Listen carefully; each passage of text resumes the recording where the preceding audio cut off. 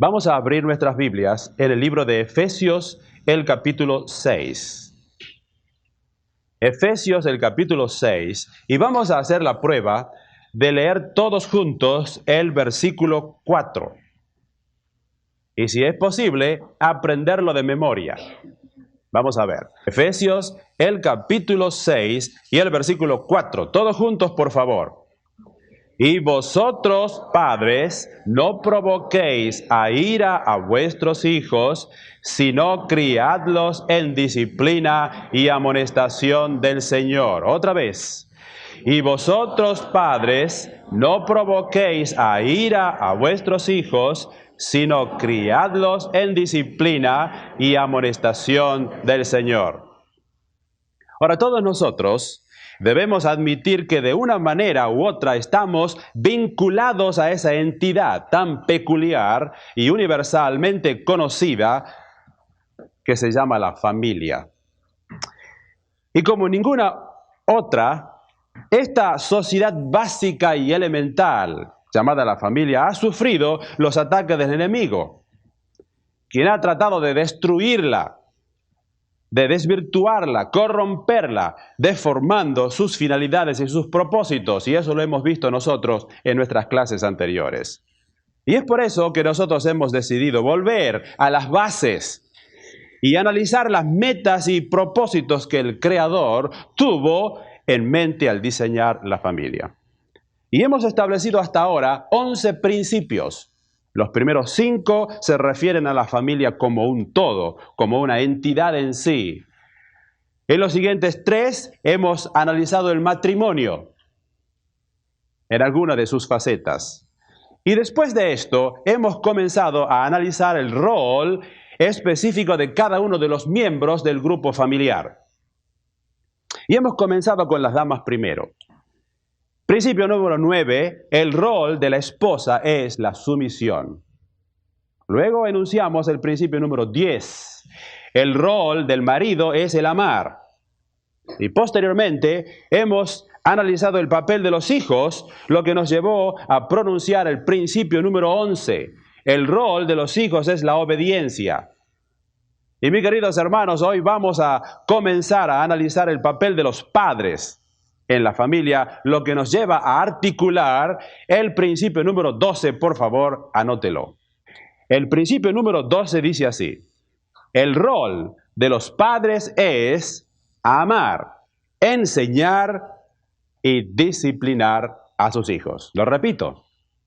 El rol de los padres es amar, enseñar y disciplinar a sus hijos. En una noche fría de enero 8 de 1963, estábamos yo y Sensi en la cama entre las 10 y las 11 de la noche, allí en Torino, Italia. Ella estaba leyendo y yo estaba escribiendo una carta para Argentina. Entonces Sensi, que ya estaba en el último mes de su embarazo, empezó a sentir dolores agudos. De vez en cuando yo empecé con mi reloj a tomarle el tiempo. Y resulta que esos dolores iban disminuyendo en espacio y aumentando en intensidad. Debido a la indisposición de ella, decidimos ir al hospital, donde llegamos alrededor de medianoche. Cuando la enfermera la vio y la examinó, ella exclamó: «¿Che voglia di nascere ha questo bambino?» Estaba ya todo listo, de manera que solamente en una hora, aproximadamente, nuestro primer hijo nació. Y cuando nació, nosotros le miramos y, por supuesto, como había nacido un poco prematuro, era chiquito y un poco feo. De manera que yo le dije a Sensi: mira, no vamos a mandar ninguna fotografía a nuestros padres, porque ellos van a creer que en vez de un hijo tuvimos un gatito. Y nosotros nos miramos con Sensi y dimos gracias a Dios por varias cosas. Pero en primer lugar porque nació enterito. Si ustedes se acuerdan que en aquel tiempo, en el año 63, allí en Italia, en España, Francia y en Alemania, inclusive Suiza, se produjeron nacimientos deformados por causa de una droga calmante que se usaba en aquel entonces. Entonces los hijos nacían sin brazo o distorsionados, etc. De manera que cuando nos mostró el médico a nuestro hijo y lo vimos enteritos, dimos gracias a Dios. Y entonces nosotros nos miramos con Sensi y dijimos, en este día memorable de la historia, ha comenzado una nueva dimensión de nuestra vida. Bueno, una nueva dimensión de la vida va a comenzar para algunas aquí también, entre nosotros. Pero para nosotros fue una nueva dimensión de la vida. Y nosotros nos dijimos con Sensi, desde ahora nos hemos convertido en papá y mamá. Y yo les digo que en aquel momento, no sé si ustedes padres habrán sentido lo mismo, yo he sentido una profunda emoción que me llevó inclusive hasta las lágrimas. Cuando yo vi aquel bultito, aquel hijo que dijeron que era mi hijo. Y lo vi allí que estaba perfecto con su cabeza, con sus ojitos, sus orejas, sus piecitos, sus manitas, todo completo. Entonces yo me pregunté, ¿y qué hice yo? ¿Qué hice yo para hacer esa obra maestra que funcionara tan perfectamente? ¿Qué hice yo? Una pequeña contribución, pero el resto lo hizo Dios. ¿No es cierto? Y allí estaba, nuestro primer hijo. Y ante esta tremenda responsabilidad. Ahora, que vemos a nuestros hijos ya grandes, 2 hijos, uno de 17 y otro de 20 años, creciendo física, emocional y espiritualmente, nos damos cuenta que es un gozo tenerlos. Pero esto ha implicado e implica una tremenda responsabilidad. Quisiera decirles muy francamente que al hablarles a ustedes, especialmente a los padres, sobre el tema que nos toca desarrollar, hay algo que hay en mí que me hace tener una profunda simpatía y también una grande comprensión por los padres. En esta aventura de ser padres, estamos nosotros constantemente ante el dilema, ante 2 dilemas, yo diría. Primero, confrontarlos a los hijos con la disciplina y el deber. Y en segundo lugar, animarlos, perdonarlos, comprenderlos. Y muchas veces no sabemos qué hacer, si disciplinarlos o quizás perdonarlos. Y allí hay un dilema constante en la vida de todo padre. Y los que ya somos padres, podemos nosotros decir, ¿es así? Es un dilema. Y cómo educar a nuestros hijos realmente es un problema. Y nosotros a través de los años nos damos cuenta que no podemos hacerlo realmente bien si no tenemos la sabiduría que viene de Dios ante cada una de las circunstancias que se levanta. Y al hablar sobre este tema, mis queridos hermanos, me doy cuenta que no puedo de ninguna manera reclamar ser un ejemplo. Me doy cuenta que yo he cometido muchos errores y aún sigo cometiendo errores. Y algunas cosas que vamos a compartir ahora son el resultado de la experiencia y los golpes de la vida y algunos errores que junto con Sensi hemos cometido. Ahora, creo que yo puedo decir que quizás nadie nos dio más dolores de cabeza que nuestros hijos, en un sentido, pero también nadie ha contribuido más a la comprensión de la vida y de las Sagradas Escrituras que nuestros hijos. Y honestamente, no puedo decirle que haga lo que yo hice y que será un buen padre. No puedo decirle eso, pero es mi sincero deseo, mis hermanos, compartir con ustedes los principios de la palabra de Dios, porque estos son eternos, son permanentes. Y le pueden servir a usted en cualquier momento, en cualquier lugar, en cualquier circunstancia en que se encuentre. Y quiero comenzar, mis hermanos, pensando por un momento, ¿qué son los hijos? para nosotros. ¿Qué son los hijos? Mire, para algunos padres, los hijos son una bendición. Es decir, vinieron porque lo deseábamos con gozo. Cuando vino nuestro primer hijo, lo recibimos con una grande alegría, porque con Sensi lo habíamos deseado. Habíamos orado por él. Lo esperábamos. Fue una bendición. Para otros, los hijos son un accidente, una equivocación en el camino. Para otros, una necesidad, es decir, es un eslabón, un tercer punto del triángulo que une a dos personas. Y muchas veces las diferencias de caracteres entre el esposo y la esposa necesitan una tercera persona para que realmente los una. Para otros, los hijos son una complicación. Nos quitan libertad, movilidad, queremos hacer planes, proyectos, trabajar, hacer grandes cosas y ellos son un estorbo en medio del camino.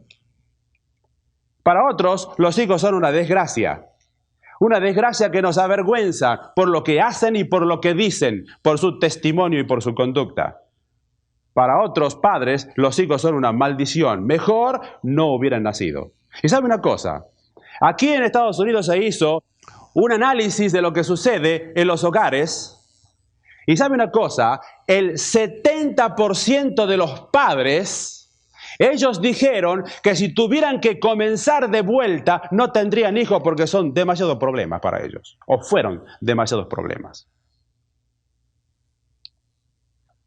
Ahora, eso es lo que dicen los padres y eso es lo que dice el hombre. ¿Qué es lo que dice Dios? Venga conmigo ahora a Génesis, el capítulo 4. Génesis, el capítulo 4 y el versículo 1, fíjese lo que dice allí. Conoció Adán a su mujer Eva, la cual concibió y dio a luz a Caín y dijo, por voluntad de Dios he adquirido varón.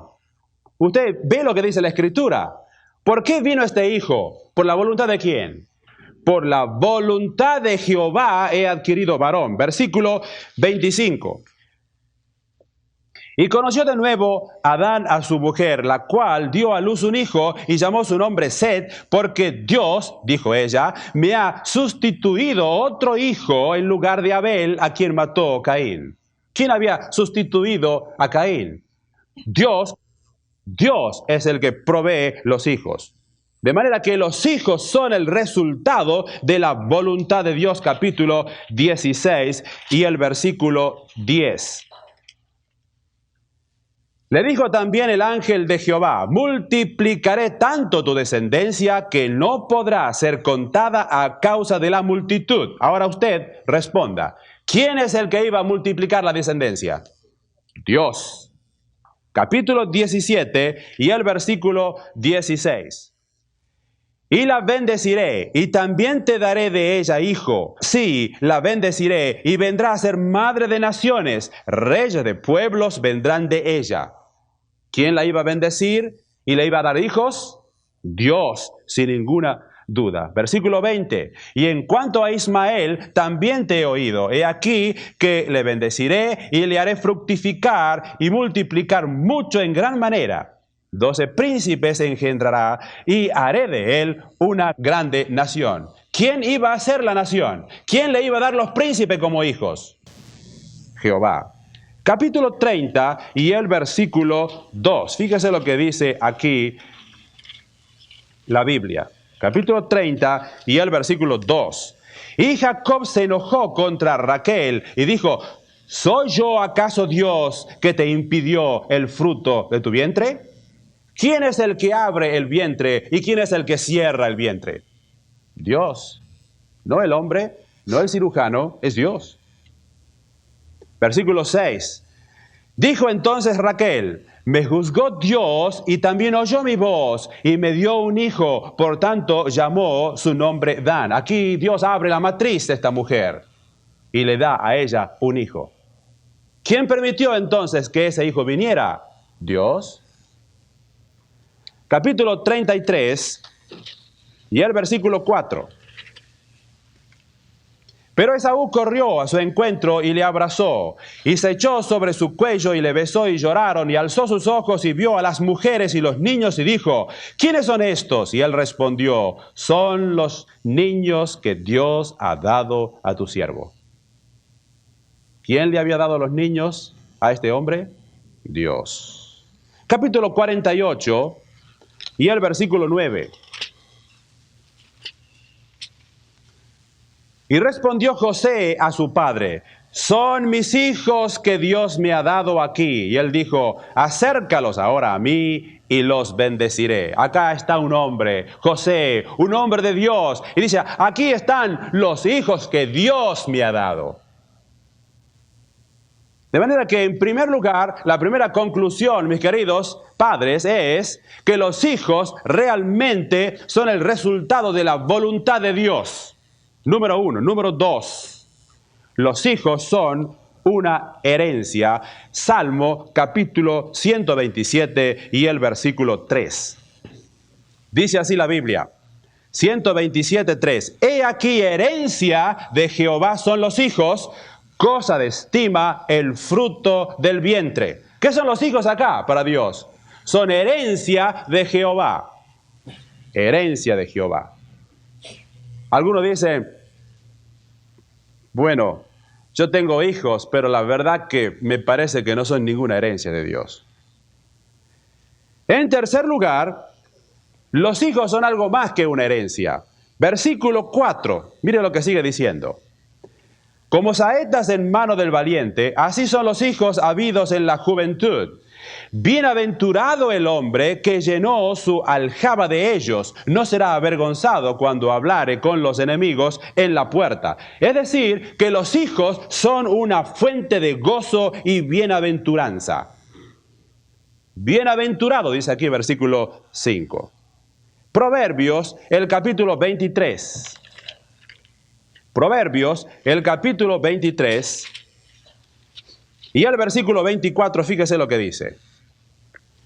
Mucho se alegrará el padre del justo, y el que engendra sabio se gozará con él. Alégrense tu padre y tu madre, y gócese la que te dio a luz. De manera que aquí en Salmos dice que es lindo llenar, ¿no es cierto?, nuestra aljaba, que es el lugar donde se colocaban las flechas, con hijos. De manera que la Biblia dice que tener hijos es motivo de gozo y motivo de felicidad. Y algunos dirán: ¿es cierto? ¿Tener tantos hijos realmente es producto de gozo? A mí me parece que es una fuente de dolor de cabeza. Bueno, la Biblia dice que no. Dice que es una fuente de gozo. De manera que Dios diseñó así las cosas. En primer lugar, que los hijos vienen por la voluntad de Dios. En segundo lugar, que ellos son herencia de Jehová. En tercer lugar, debieran ser fuente de gozo y bienaventuranza. Y entonces usted y yo nos preguntamos: ¿y por qué no lo son? Y aquí está entonces el dilema. Es aquí donde comienza el gran dilema de la vida. Si usted analiza este versículo de Proverbios, el capítulo 23 y 24, fíjese lo que dice: mucho se alegrará el padre de ¿quién? El padre del justo, no del injusto, del impío. Aquí dice: el que engendra sabio se gozará con él, no el que engendra un necio. Se gozará con él.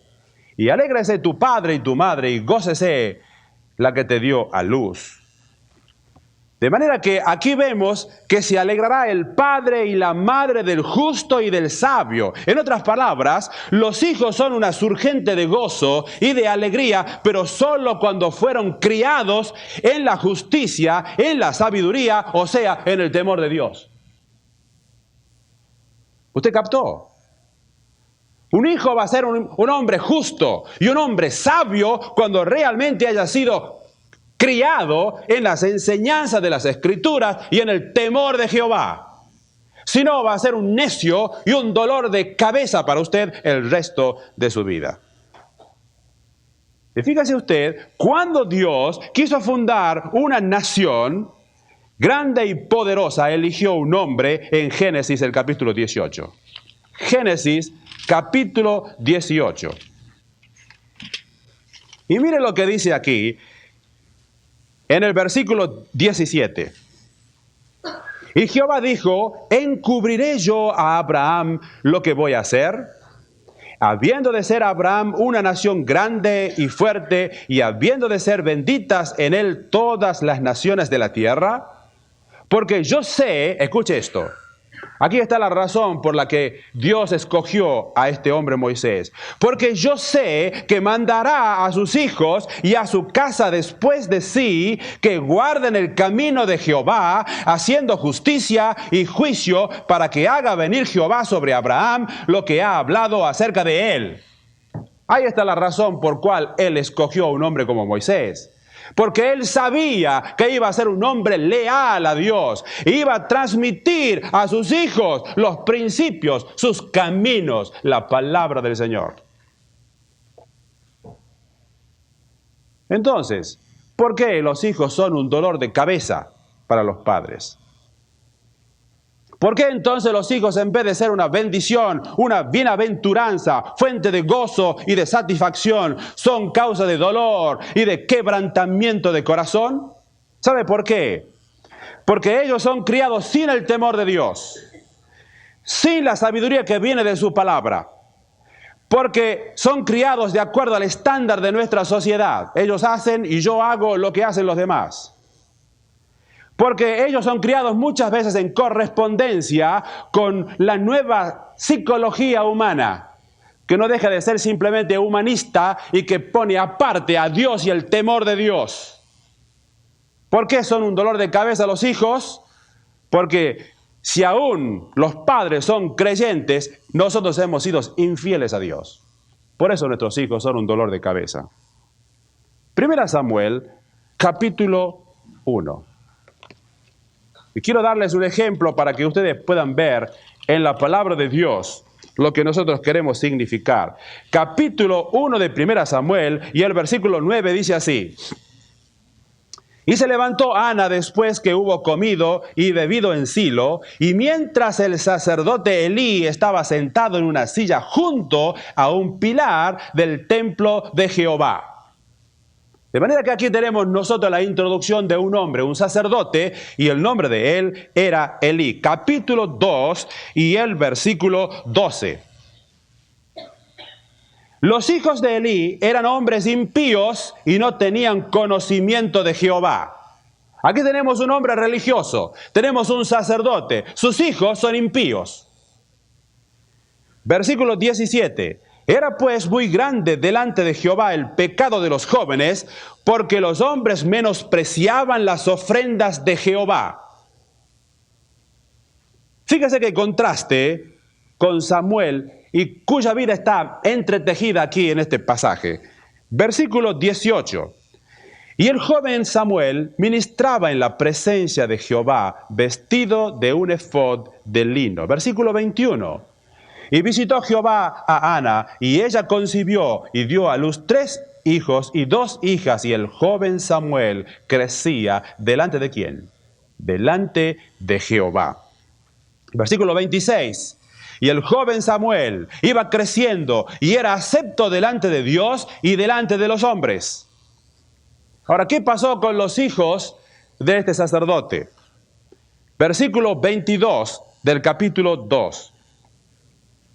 Pero Elí era muy viejo y oía de todo lo que sus hijos hacían con todo Israel y cómo dormían con las mujeres que velaban a la puerta del tabernáculo de reunión, y les dijo: ¿por qué hacéis cosas semejantes? Porque yo oigo de todo este pueblo vuestros malos procederes. No, hijos míos, porque no es buena fama la que yo oigo, pues hacéis pecar al pueblo de Jehová. Si pecare el hombre contra el hombre, los jueces le juzgarán. Mas si alguno pecare contra Jehová, ¿quién rogará por él?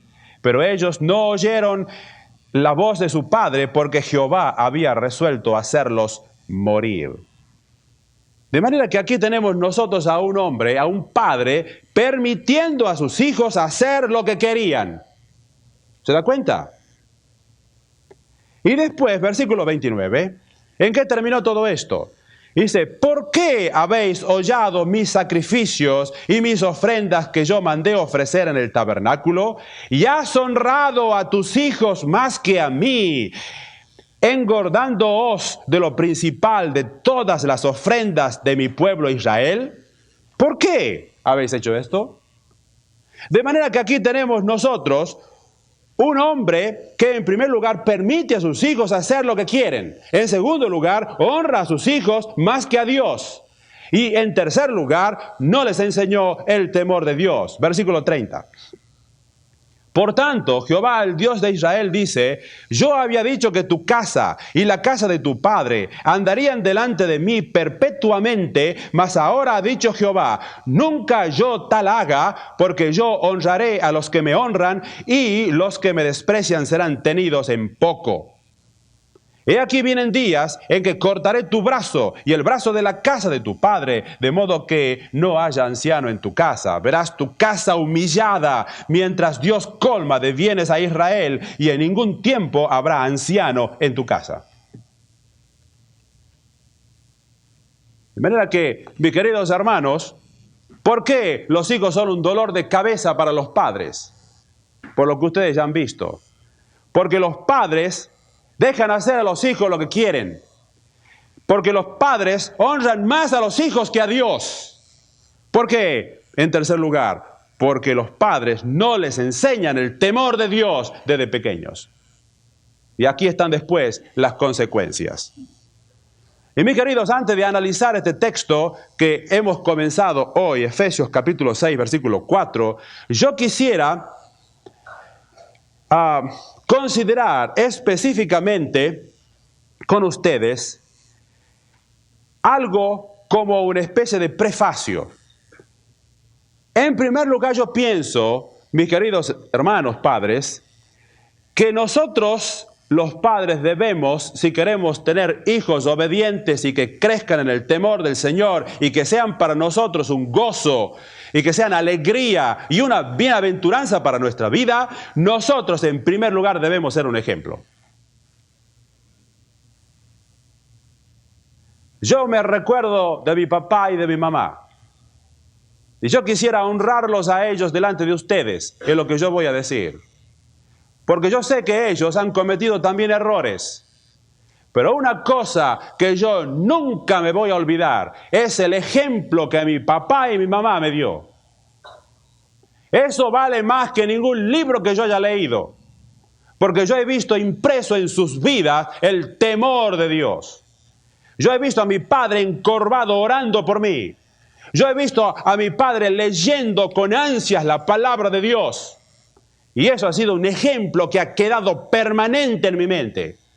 Y tanto la armonía del hogar en que yo he nacido, aunque era un hogar pobre, sin embargo, el ejemplo de mi papá y de mi mamá lo voy a llevar hasta la tumba. Y quizás algo de lo que hay en mi vida en este momento de positivo, sin duda no tengo ningún crédito para eso. Debemos darle crédito a aquel que me engendró y realmente me crió en el temor de Jehová. Doy gracias a Dios por mis padres. Mis queridos, si sus demandas como padres están en abierta contradicción con aquello que usted mismo es en secreto, entonces no espere éxito ni bendición. Lo que en cambio puede esperar es que su trabajo como padre lo ponga a usted en vergüenza y le traiga tristeza y frustración. Fíjese que incluso los psicólogos seculares reconocen el poder de la conducta humana para comunicar los valores. Y fíjese lo que este psicólogo británico Hatfield dice en su libro. Habiendo observado las pautas de crecimiento de millares de niños, dice así: vemos que es por medio de un proceso perfectamente natural que un niño desarrolla estándares de conducta y de sentido moral. De manera que si usted nunca enseña a su hijo una sola máxima de moral, a pesar de ello, desarrollará estándares de moralidad o de inmoralidad con respecto al bien y al mal por medio de un proceso de identificación. De manera que aunque usted no le enseñe una palabra de moral a su hijo, con su ejemplo usted le estará transmitiendo a él un proceso de identificación que será mucho más profundo y permanente que sus propias palabras. El apóstol Pablo dice en 1 Corintios capítulo 11 y versículo 1, sed imitadores de mí como yo de Cristo. ¿Escuchó? El apóstol dice, tenéis vosotros, hermanos, que imitarme a mí. Mire, muchas veces podemos pensar, pero qué pretencioso que es este apóstol, ¿no? Queremos que nosotros saquemos la mirada de Dios y la pongamos en Él, que es un hombre. Yo me imagino al apóstol Pablo, petizo, pelado y chueco, ¿no? ¿Qué tiene de bueno este hombre? Sin embargo, Él dice, sed imitadores de mí, como yo de Cristo. ¿Sabe por qué? Porque el ejemplo necesita carne y huesos. Usted no puede hablar a sus hijos de ideales y de cosas que están allá detrás de las nubes.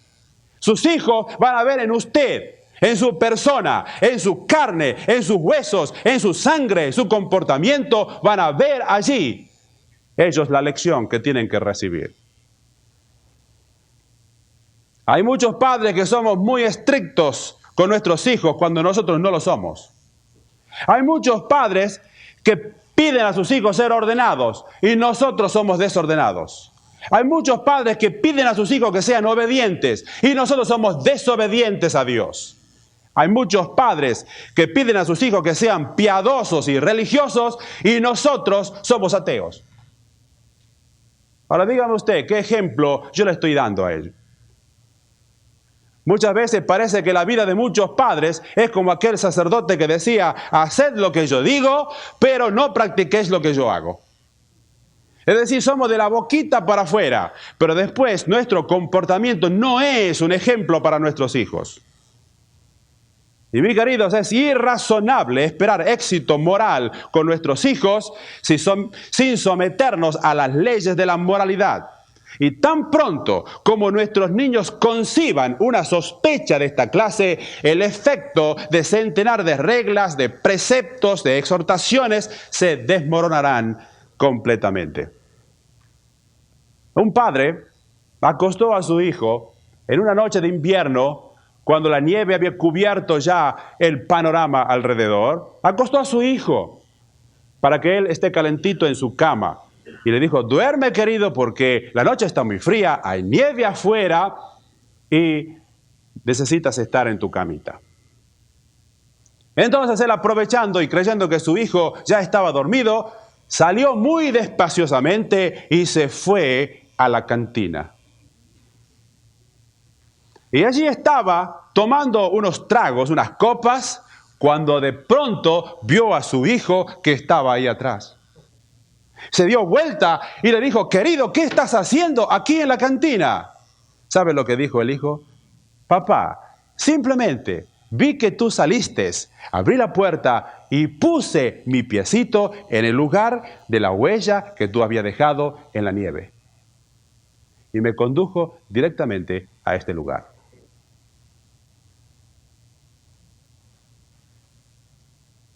Cualquier sermón que aquel padre le haya dado a su hijo no servía para nada. Su ejemplo hablaba más elocuentemente que todos los discursos que él podría haberle dado. Una maestra en la clase reprendió a una niña de 9 años en la escuela diciendo, tú no debieras decir mentiras. Estoy segura de que a tu mamá no le gustaría que tú dijeras mentiras. Y ella se enojaría muchísimo si se entera que tú estás diciendo mentira aquí en la escuela. ¿Sabe lo que respondió la hija? Oh, a mi mamá no le importa porque ella hace lo mismo. Dice, anoche ella me dijo que ella estaría en la pieza contigua mientras yo dormía en mi pieza. Pero sentí unos ruidos y yo, a través de la rendija de la puerta, vi cuando mi mamá se fue con su amiga al club. Así que no me diga a mí que a mi mamá no le gustaría que yo no diga mentiras. ¿Se da cuenta? Aquella mujer había transmitido con su ejemplo una lección terrible, negativa a su hija. Y nosotros muchas veces caemos en el mismo problema. Mis hermanos, los niños son imitadores de nosotros los padres. Y no importa cuán buena lección o cuán hermoso usted les hable a ellos, si usted no está viviendo una vida de temor a Dios y dándoles un ejemplo, de nada les sirve o les servirá.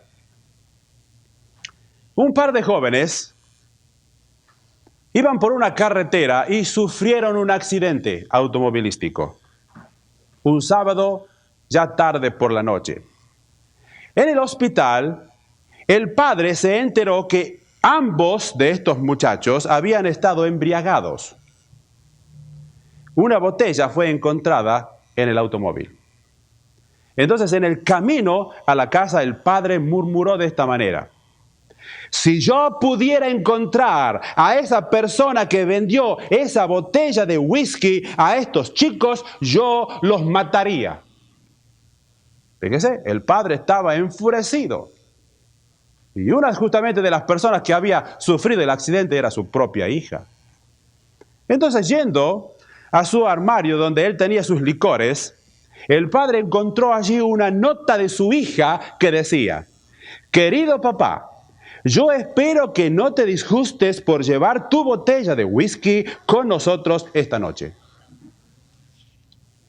Él quería matar a aquel que le había vendido una botella de whisky cuando él la tenía en su armario.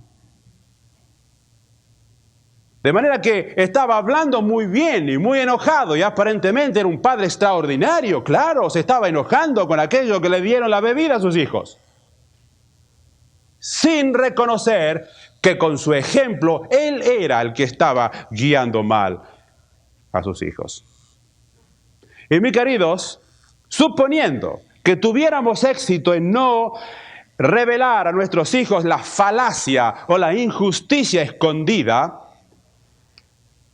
le podríamos engañar por un tiempo. Y eso es lo que algunos padres están haciendo. Están dando una figura de algo que realmente no son. Están engañando a sus hijos.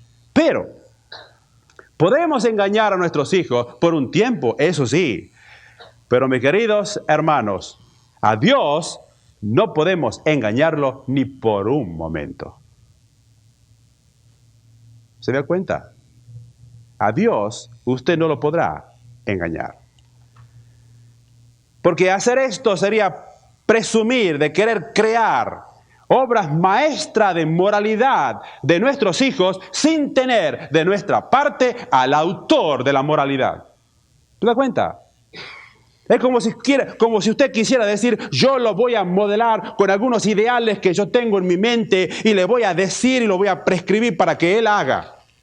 Pero mientras él hace lo que yo pienso que es correcto, entonces yo me voy a deslizar y voy a hacer lo que a mí me parece, aunque yo sé que es incorrecto. Y muchas veces algunos padres actúan como si fuera que ellos solos son la fuente de bendición para sus hijos y quieren desconectarse ellos de sus hijos y de responsabilidad mutua delante de ellos y delante de Dios. Fíjense que Jacob es un ejemplo bíblico de la trágica consecuencia de ser un mal padre.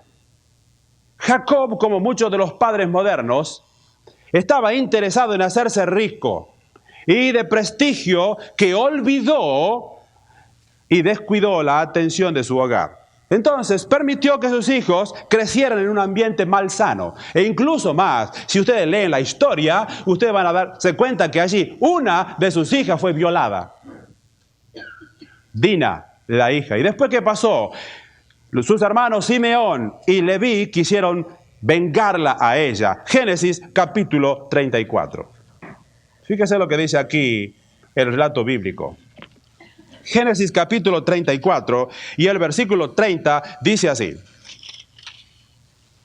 entonces dijo Jacob a Simeón y a Leví: me habéis turbado con hacerme abominable a los moradores de esta tierra. El cananeo y el fereceo, y teniendo yo pocos hombres, se juntarán contra mí y me atacarán, y seré destruido yo y mi casa. Pero ellos respondieron: ¿había él de tratar a nuestra hermana como a una ramera?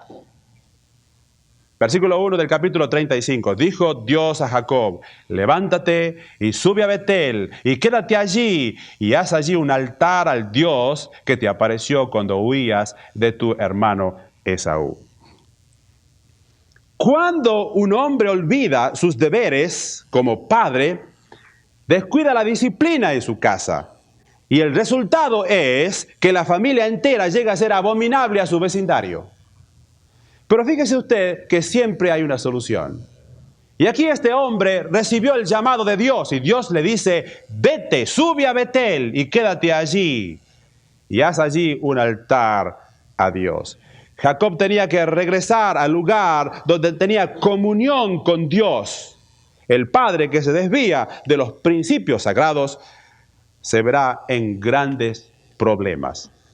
¿Hasta cuándo? Hasta que se vuelva a Dios.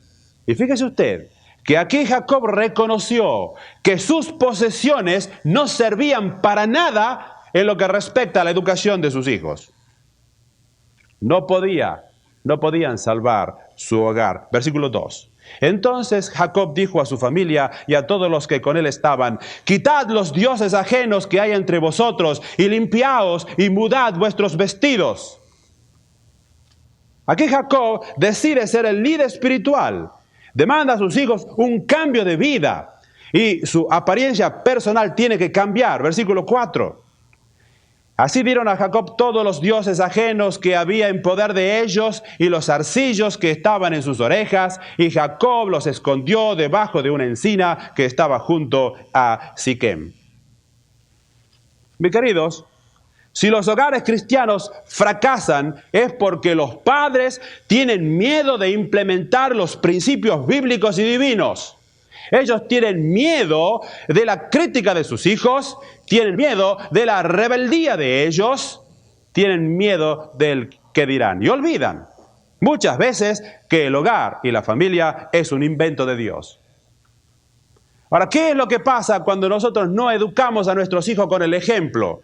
Ni educamos a nuestros hijos haciendo que ellos puedan cumplir el rol que hemos estudiado. ¿Cuál era el rol de los hijos? La obediencia. ¿Qué es lo que pasa cuando nosotros no hemos tenido éxito en nuestro trabajo como padres? Venga a Proverbios, el capítulo 10. Proverbios, el capítulo 10 y el versículo 1. Dice, el hijo sabio alegra al padre, pero el hijo necio es ¿qué cosa? Es tristeza de su madre. Capítulo 15 y el versículo 5. El necio menosprecia el consejo de su padre, mas el que guarda la corrección vendrá a ser prudente. Capítulo 17 y versículo 21. El que engendra al insensato, para su tristeza lo engendra, y el padre del necio no se alegrará. Ahí está la cosa. Si ellos son insensatos o necios, o decía que no buscan a Dios, son tristeza para sus padres. Versículo 25. El hijo necio es pesadumbre de su padre, y amargura a la que lo dio a luz. Capítulo 19 y el versículo 13. Dolor es para su padre el hijo necio y gotera continua las contiendas de la mujer. La segunda parte no tiene que ver con nuestro tema. Capítulo 19, versículo 26. Dice, el que roba a su padre y ahuyenta a su madre es hijo que causa vergüenza y acarrea oprobio. Aquí tenemos un hijo que creció y es tan sinvergüenza que incluso roba a su padre y a su madre. ¿Y cuál es el resultado? Es una vergüenza para ellos. Capítulo 28 y el versículo 24. El que roba a su padre o a su madre y dice que no es maldad, compañero es del hombre destruidor. Capítulo 29, versículo 15. La vara y la corrección dan sabiduría, mas el muchacho consentido avergonzará a su madre. Mis queridos, con todos estos versículos la lección es esta. Si queremos tener un hijo que sea un desastre, si queremos tener un hijo que no sea para nosotros un gozo y una alegría, un placer y una bienaventuranza, déjelo hacer lo que él quiera, no le instruya en las cosas del Señor, no le enseñe el temor de Jehová. no haga nada de las cosas que dice la palabra de Dios para prevenirlo. Escuche lo que dice acá un artículo del Departamento de Policía de Houston, Texas, que publicó en una revista. Dice, son 12 reglas para criar niños delincuentes. Ahora escucha estas reglas porque son muy interesantes. Porque a lo mejor en algunas de estas estamos cayendo. Número 1, comience en la infancia dándole al niño todo lo que desee. De este modo crecerá con la idea de que el mundo está en deuda con él. Número 2, regla número 2. Cuando aprenda palabras feas, celébrelo con risas. Esto le hará pensar que es ingenioso. También esto le alentará a aprender frases más ingeniosas que más tarde habrán de producirle a usted dolores de cabeza. Regla número 3. Nunca le dé instrucción espiritual alguna. Espere hasta que él tenga 21 años y entonces déjele decidir por sí mismo. Eso es lo que muchos dicen. Yo no me meto en cuestiones de religión. Hay tantas religiones alrededor. Vaya a saber cuál es la verdadera. Entonces que él elija las cosas y cuando sea grande y responsable, él va a elegir su religión. Y si quiere seguir a Dios, bien, y si no, bueno, es la responsabilidad de él. Eso es irresponsabilidad de los padres. ¿Lo escuchó? La responsabilidad de los padres, mis hermanos, es educar a nuestros hijos desde la cuna en el temor y en la disciplina de Jehová. Dice acá, regla número 4. Evite el uso de la palabra incorrecto. Puede desarrollarle un complejo de culpabilidad, pobrecito. Dice, esto lo preparará para que más tarde, cuando sea arrestado por robar un automóvil, crea que la sociedad está en su contra y que se le persigue. Regla número 5. Recoja todo lo que él deje por allí botado. Los libros, los zapatos y la ropa. Hágale todas las cosas de modo que él se acostumbre a echar toda la responsabilidad sobre otros, nunca sobre sí mismo. Regla número 6. Déjele que lea cualquier material impreso sobre el cual ponga sus manos. Preocúpese de que el servicio de mesa y los vasos estén esterilizados. Pero deje que su mente se deleite en la basura.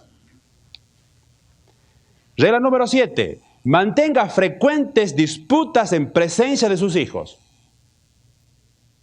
Padres, escuchen, esposos, peleen delante de sus hijos.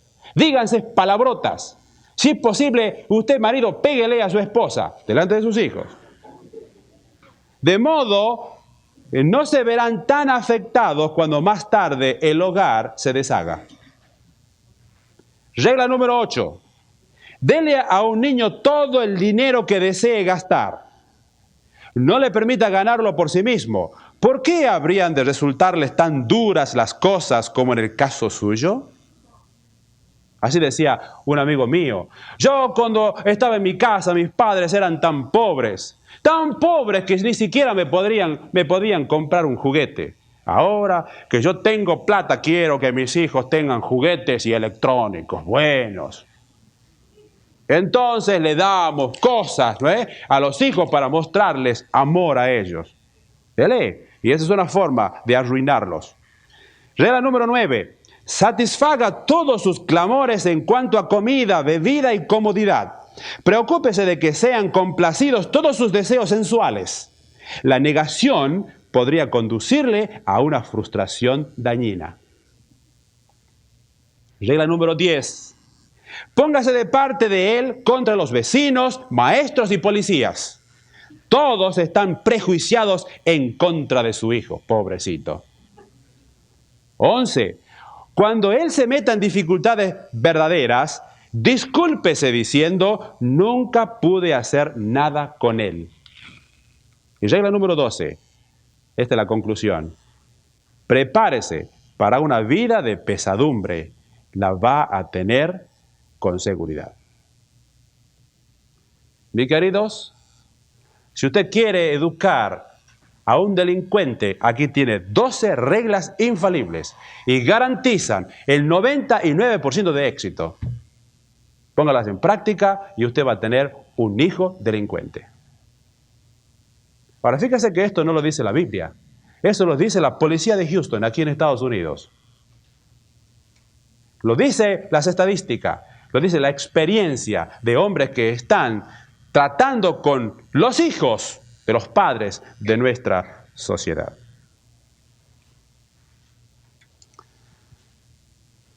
Si ustedes tienen unos minutos de paciencia, yo quisiera al menos comenzar con la primera palabra de mi versículo, que dice así: y vosotros, padres, no provoquéis a ira a vuestros hijos, sino criadlos en disciplina y amonestación del Señor.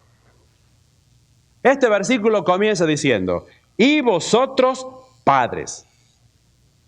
Ahora, la pregunta que surge en primer lugar es esta: ¿están los dos padres, el papá y la mamá, allí incluidos en esta palabra? Estuve estudiando particularmente esta palabra, padres. Y la palabra padres viene del griego pateres. Y esta a su vez de una raíz pater que viene de algo que significa, una palabra que significa proveedor y protector. Y generalmente esta palabra se usa para designar a la cabeza masculina de la familia. De manera que cuando se dice pateres aquí, o padres en nuestra versión, se refiere más bien a la cabeza masculina de la familia. Es el plural de este masculino. Si usted lee Mateo capítulo 2, versículo 22, allí esta misma palabra designa a un antepasado inmediato. En el mismo libro, Mateo 3:9, la misma palabra designa a un antepasado lejano. Allí se habla de vuestro padre Moisés. ¿Se da cuenta? A los judíos que vivían en aquella época del Señor. Pero también en Hebreos, el capítulo 11 y el versículo 23, por favor, lea conmigo, dice así: por la fe Moisés, cuando nació, fue escondido por sus padres por 3 meses, porque le vieron niño hermoso y no temieron el decreto del rey. Y aquí la palabra padres, según los comentaristas, incluye al papá y a la mamá de Moisés. ¿Se da cuenta? De manera que en nuestro texto podemos asumir que este término masculino se usa porque el hombre es la cabeza del matrimonio, número 1. Pero también en segundo lugar, por extensión, nosotros podemos incluir o concluir que este término incluye también a la madre. Ahora les voy a dar una opinión personal. Yo personalmente pienso que el mayor peso de responsabilidad aquí en el texto cae sobre los padres. Sobre el padre, para ser más específico. ¿Por qué? Por 2 razones. Porque nosotros los padres tenemos un problema particular con nuestros hijos y es de exasperarlos. Y luego, porque el padre es la cabeza del hogar y es él que tiene que responder ante Dios por lo que ocurre en la familia. ¿Usted lo escuchó? Es el padre, no la madre, el que tiene que responder delante de Dios por su familia. Ejemplo, cuando nosotros leemos la historia de este sacerdote Elí, los hijos vivían una vida disipada en el pecado. Y fíjese, cuando Dios va a ejercer juicio contra su familia, no la llama la madre. No solamente eso, en las Escrituras, ni siquiera yo me puse a buscar en el libro si estaba el nombre de la esposa de Elí, ni siquiera figura el nombre. Es decir, Dios no tiene en cuenta a la madre, a la esposa, tiene en cuenta al hombre, al padre, porque él es el responsable. De manera que aquí Dios no regaña a la madre de Elí, sino que regaña a él, al padre, porque él es el responsable. Y después puedo ver también por 1 Timoteo, el capítulo 3 de 1 Timoteo, y el versículo 4, fíjese lo que dice. Versículo 1, palabra fiel, si alguno anhela obispado, buena obra desea, de manera que aquí vienen las calificaciones para un anciano. La calificación es para un pastor. Y versículo 4 sigue diciendo que gobierne bien su casa. ¿Quién tiene que gobernar su casa? Aquí, el anciano, el sobreveedor, el pastor, el obispo, como dice en su Biblia. Él tiene que ser el padre de sus hijos, el esposo de una sola mujer.